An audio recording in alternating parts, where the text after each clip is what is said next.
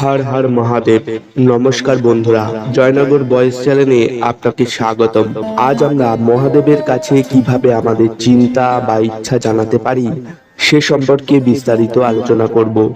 এই ভিডিওতে আমরা 3টি উপায়ের কথা বলবো, যার মাধ্যমে আপনি ভগবান মহাদেবের কাছে আপনার মনের কথা জানাতে সক্ষম হবেন। বন্ধুরা, দয়া করে এই ভিডিওটি এড়িয়ে যাবেন না এবং সম্পূর্ণ ভিডিওটি দেখুন, কারণ এই ভিডিওতে অনেক গুরুত্বপূর্ণ বিষয় নিয়ে আলোচনা করা হয়েছে। আপনি যদি এড়িয়ে যান, আপনি গুরুত্বপূর্ণ কিছু মিস করবেন। বন্ধুরা, কি হয় যে আমরা বছরের পর বছর মন্দিরে গিয়ে পূজা করি, মন্ত্রেরও সাহায্য নেই যাতে ঈশ্বর আমাদের ইচ্ছা শোনেন এবং তা পূরণ করেন, কিন্তু বহু বছর পেরিয়ে গেলেও আমাদের ইচ্ছা পূরণ হয় না।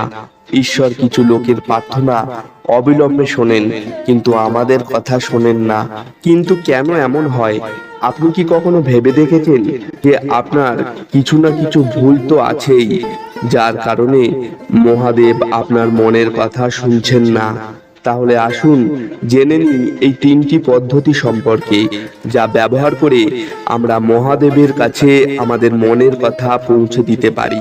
প্রথম উপায় হলো নন্দেশ্বর। হ্যাঁ বন্ধুরা, মহাদেবের সেবা ও পূজা করতে গিয়ে মহারাজের মধ্যে এতটাই শিব উপাদান বা শিব গুণ এসেছে যে তিনি স্বয়ং শিব রূপে আছেন। নন্দেশ্বর মহারাজ শিবের একজন মহান ভক্ত, তাই নন্দেশ্বরজিকে মহাদেবের সামনে দেখা যায়। শাস্ত্র অনুযায়ী ভগবান মহাদেব নন্দীজি মহারাজকে বর দিয়েছিলেন যে কোনো শিব ভক্ত নন্দীজির কানে তার ইচ্ছার কথা জানালে তার ইচ্ছা তৎক্ষণাৎ মহাদেব শুনবে।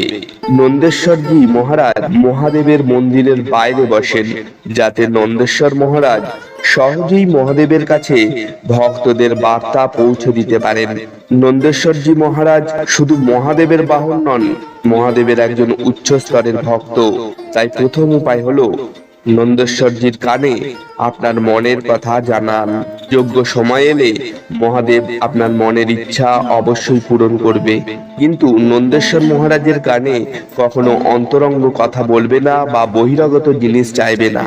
এখন মহাদেবের কাছে আপনার বার্তা পৌঁছে দেওয়ার দ্বিতীয় উপায় হলো আপনি সর্বদা মহাদেবের সংস্পর্শে থাকুন। সম্পর্ক আবার মহাদেবের সাথে, এটা কিভাবে সম্ভব? এটা একটা বড় প্রশ্ন। এটা সম্ভব বন্ধুরা। আমাদের দেশ ভারতবর্ষ সাধু ঋষিদের দেশ। এটি সমৃদ্ধ, এটি সিদ্ধ ভূমি। সেই সমস্ত ঋষি সাধুরা নাম জপের কথা বলেছেন। বন্ধুরা, এটাই সবচেয়ে সহজ উপায়। মন্দির বা অন্য কারো কাছে যাওয়ার দরকার নেই, কোনো তীর্থস্থানে যাওয়ার প্রয়োজন নেই, মহাদেবের নাম নেয়ার কোনো সময় নেই বা মহাদেবের নাম নেয়ার কোনো নিয়মও নেই। ভগবান স্বয়ং যম ও নিয়মের ঊর্ধ্বে থাকেন। তাহলে আমরা কি তার ভক্তকে নিয়ম তৈরি করার? ঋষি সাধুরা বলেছেন যে আপনি বসে বসে খাওয়ার সময়, ঘুমানোর সময়, স্নান করার সময়, ঘুম থেকে ওঠার সময় বা দৈনন্দিন কাজ করার সময় তার নাম নিতে পারেন, অর্থাৎ আপনি নাম জপ করতে পারেন। মন্ত্র জপের কোনো বাধা নেই। আপনি যদি সর্বদা মহাদেবের নাম জপ করেন, তবে আপনি সর্বদা মহাদেবের সংস্পর্শে থাকবেন এবং ভগবান আপনার প্রতিটি ইচ্ছা শুনবেন, এবং সঠিক সময় আসলে আপনি অবশ্যই নাম জপের ফল পাবেন। আপনার ইচ্ছা অবশ্যই পূর্ণ হবে। এখন মহাদেবের কাছে আপনার বার্তা পৌঁছে দেওয়ার তৃতীয় উপায় হলো যোগ। বন্ধুরা, আমরা সকলেই জানি যে এই মহাবিশ্বের সর্বশ্রেষ্ঠ যোগী হলেন মহাদেব। মহাদেবকে যোগেশ্বরও বলা হয়। এই পদ্ধতি একটু কঠিন কিন্তু খুব সঠিক। মহাদেব সর্বদা ধ্যানে থাকেন। আপনিও যদি ধ্যান শেখেন, তাহলে ধ্যানেই আপনি মহাদেবের দর্শন পেতে পারবেন, আপনার ইচ্ছা পূর্ণ হবে। তাছাড়া আপনি এই জন্ম মৃত্যুর চক্র থেকে মুক্তি হয়ে যাবেন। অনেক উপনিষদে কুণ্ডলিনী জাগরণে ধ্যানের গুরুত্ব অত্যন্ত গুরুত্বপূর্ণ বলা হয়েছে।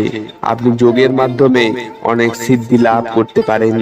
আপনি একজন অসাধারণ মানুষ হয়ে উঠতে পারেন। যোগ সম্পর্কে যতটা বলা যায় ততটাই কম। যোগ ক্রিয়া ধ্যান ধারণা কঠিন। এটিকে আয়ত্ত করতে আপনার একজন যোগ্য গুরুর প্রয়োজন।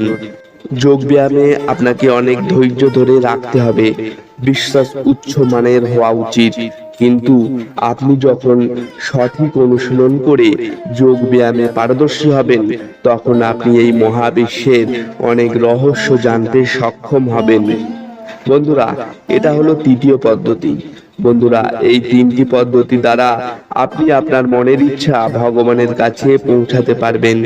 কিন্তু বন্ধুরা, আরো কিছু গুরুত্বপূর্ণ কথা আছে যেগুলি অনুকরণ করে আপনি আপনার মনের কথা মহাদেবের কাছে পৌঁছাতে পারবেন। আপনার মধ্যে মহাদেবের প্রতি অটুট বিশ্বাস ও শ্রদ্ধা থাকতে হবে। আপনাকে স্বচ্ছ হতে হবে। স্বচ্ছ মনের কথা সবসময় সত্য হয়ে যায়। আপনার মন পরিষ্কার হতে হবে। ভগবানের কাছে কিছু চাওয়ার সময় অন্য কারো ক্ষতি চাইতে নেই, নিজের স্বার্থের কথা বলতে নেই। কেননা স্বার্থের জন্য চাওয়া মনের ইচ্ছা পূর্ণ হয় না। কারো জন্য অপশব্দ ব্যবহার করবেন না। মহাদেবের কাছে কিছু চাওয়ার আগে মনকে শান্ত রাখুন, মনকে শুদ্ধ রাখুন। পুরো শ্রদ্ধার সঙ্গে ধীরভাবে নিজের মনের কথা মহাদেবের কাছে রাখুন। নিজেকে মহাদেবের কাছে পুরো সমর্পণ করুন। আপনাকে শুধু নিজের কর্ম করে যেতে হবে। যদি আপনি এই সব কিছু ভালোভাবে অনুকরণ করেন, তাহলে সঠিক সময়ে মহাদেব আপনার মনের কথা শুনবেন আর আপনার মনের ইচ্ছা পূরণ করবেন। তো বন্ধুরা, আমাদের এই ভিডিওটি কেমন লাগলো অবশ্যই কমেন্ট করে জানাবেন। ভিডিওটি ভালো লাগলে একটি লাইক করবেন এবং শেয়ার করবেন এবং মহাদেবের ভক্তি প্রচার করতে আমাদের সাহায্য করবেন।